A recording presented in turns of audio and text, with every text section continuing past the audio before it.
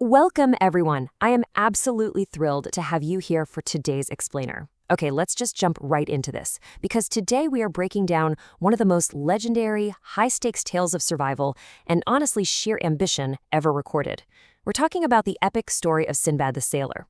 We're going to look at his journey not just as some classic fairy tale, but as an escalating hustle. Seriously, it's a masterclass in risk, resilience, and wealth building pulled straight from the source material. So let's dive right into this intense journey. Now, a lot of you might actually remember Sindbad from when you were kids. Maybe from that animated movie Doraemon, Nobita's Dorabian Nights, which featured some of his incredible adventures. Or maybe you know him from the famous translations by Richard F. Burton, the guy who really brought the 1001 Nights to the world. But listen, the Sindbad we are exploring today, he isn't just a cartoon character. His actual story is packed with absolute terror, massive risks, and this relentless, almost crazy drive. And the thing is, Sindbad wasn't born a wealthy legend, not at all. According to the source, he actually started out as just a poor laborer. He was a struggling crew member working under a ship's captain, basically at the bottom of the ladder. He got totally fed up with his circumstances and decided to take these massive, life-threatening risks to completely flip his life upside down. This is really a story about ultimate growth, how a simple laborer learned to navigate literal monsters just to secure his fortune. So here are his 7 high-stakes gambles. Think of each of these voyages kind of like an escalating video game level, where the boss fights get way harder but the loot gets exponentially better. Let's move to the very first level and see exactly how this hustle begins. Level 1. From laborer to first riches. So this is where our simple laborer gets his first real taste of extreme danger and, his first taste of extreme wealth. Sindbad is out at sea with his crew, right? They're searching for treasure, they've been at it for months, found absolutely nothing. Then, finally, they spot what looks like this lush green island. The crew lands, they are thrilled, until the ground suddenly starts shaking violently. This was their first major disaster, because it wasn't an island at all. It was a massive, sleeping whale that they had just woken up. The whale instantly dives deep underwater, completely sinking their ship and drowning a lot of the crew. And Sindbad? He is left completely alone, just floating on a tiny piece of wood for days. But here is where the hustle mechanics really kick in. Sindbad washes up on a strange shore. He's starving, he's exhausted, and suddenly he sees this beautiful horse drowning in the water. Realizing it probably belongs to the local king, he doesn't hesitate. He immediately dives in, uses his quick wits, and actually saves the animal. The king's guards happen to witness this crazy act of bravery, and they take him straight to the royal court. Because of this single, bold action, the king showers Sindbad with diamonds and jewels. Sindbad then leverages this royal favor to find a ship taking him back home to Baghdad, completely transforming his net worth. Talk about a return on investment. Moving on to level 2, diamonds and giant birds. Back in Baghdad, Sindbad has built a beautiful house and is living a life of total luxury. But he gets bored. The comfort just isn't enough for him. So he risks everything he just earned and sets sail again, aiming for this legendary island that's rumored to be covered in diamonds. And of course, disaster strikes again. His ship is destroyed by waves and he washes ashore, only to find himself trapped in a deep valley filled with giant snakes, like snakes capable of eating elephants. But the floor of this valley, it is literally carpeted in diamonds. He notices these local merchants standing at the top of the valley, throwing massive chunks of raw meat down into the pit.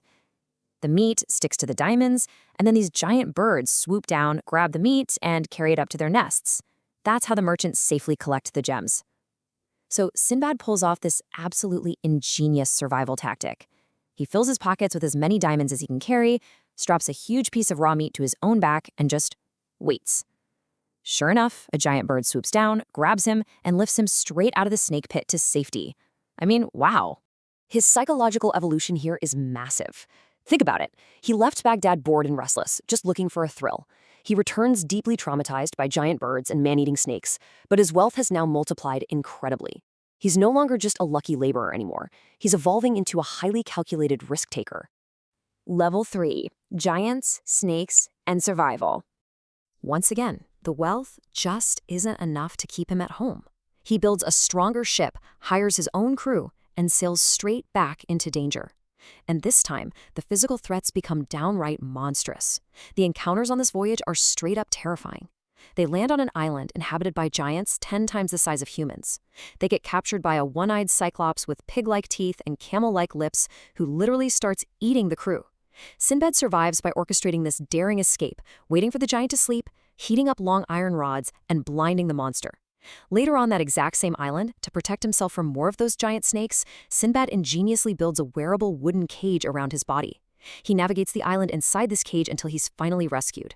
It is pure, unadulterated survival instinct. Level 4, Buried Alive with Wealth. Okay, this is where the story shifts from, physical monsters to something deeply psychologically terrifying. Sindbad gets shipwrecked again, starves for days, and eventually stumbles into a wealthy city. He uses his hustle to impress the local king by inventing a comfortable horse saddle, something they had actually never seen before. The king is so thrilled that he marries Sindbad into a noble family. Sindbad is living the dream, until his new wife falls ill and dies. It's only then that his neighbor reveals a horrifying island law. In this city, when a spouse dies, the living partner is thrown into a mass tomb and buried alive alongside them. No way out. So Sindbad is thrown into this pitch-black underground tomb with only a few days' worth of food and water, entirely surrounded by the deceased. But his survival instinct kicks in yet again. He spots an insect crawling on the tomb floor. He realizes, wait, if a bug can get in and out, there must be a tunnel to the surface. He literally digs his way out, following the insect's path. And get this, before he leaves, he strips the priceless burial jewels from the dead. He escapes, doubling his net worth yet again. It's incredibly grim for sure, but it brilliantly illustrates his unstoppable will to live and to profit. Levels 5 and 6, Final Trials and Strange Islands. By this point, Sindbad has made a sea of mistakes, but he just keeps sailing. These voyages become increasingly bizarre, dealing with cursed entities and totally strange new kingdoms. On his 5th voyage, after surviving another giant bird attack that destroys his ship, he lands on an island and tries to help this frail old man. He puts the man on his shoulders, but the old man refuses to get off. He wraps his legs around Sindbad's neck and literally strangles him for days. Sindbad only defeats him by fermenting fruit to make homemade wine, getting the old man completely drunk and finally escaping. This escape leads him to a ship that takes him to the City of Apes, where he discovers a clever way to trade with monkeys for priceless pearls. Then comes the 6th voyage. His ship crashes violently into a rocky coast. The crew starves, but Sindbad, resilient as ever, builds a small raft and drifts into an unknown land. Amazingly, he finds locals who actually have an Arabic translator. He discovers he has landed in Sri Lanka. The king of Sri Lanka is so mesmerized by Sindbad's incredible tales of survival that he showers him with unimaginable gifts and safely sends him right back to Baghdad. Level 7, The Ultimate Reward and Retirement. So Sindbad is much older now. He promises himself he'll just do one short final trip. But the sea is unpredictable, right? Caught in a massive storm, they drift near waters guarded by legendary monsters. Sindbad abandons ship, builds another raft, and washes up in a strange city where he marries again. But he very quickly learns a horrifying secret. Once a month, the townspeople transform into giant birds because they worship the devil. Yeah, really. One of these birdmen picks Sindbad up and flies him high into the sky. Overwhelmed by the incredible view, Sindbad praises God out loud. Hearing this, the demonic bird people instantly drop him from the sky onto a mountain. Barely surviving the fall, Sindbad finally realizes he has pushed his luck to the absolute limit. He manages to disguise himself, escapes the city of bird people, and makes it back to Baghdad one last time. Think about the incredible contrast here. The Sindbad of Voyage 1 was a desperate laborer hustling for mere coins. The Sindbad of Voyage 7 finally realizes that all the wealth in the world isn't worth losing his life. He vows to never, ever leave Baghdad again, finally choosing peace and giving a huge portion of his wealth to the poor. The source material wraps up this incredible epic by referencing a very famous Bollywood quote, which translates to, "The film isn't over yet, my friend." It is such a beautiful way to summarize Sindbad's relentless spirit. Every single time you think he's finished, sinking with a whale, trapped in a snake pit, literally buried alive in a tomb, he proves that human resilience can always write another chapter. The story of survival always continues if you just keep fighting. So, I want to leave you with a question today. We've seen the unbelievable trauma, the terrifying monsters, and the constant brushes with death. Seeing the absolute reality of his hustle, Would you risk your life 7 times to become the richest person in the world? It's a heavy thought. Thank you so much for joining me on this explainer today. I really hope this deep dive helped bring Sindbad's incredible journey from laborer to legend to life for you. Keep learning, keep questioning, and I'll see you in the next one.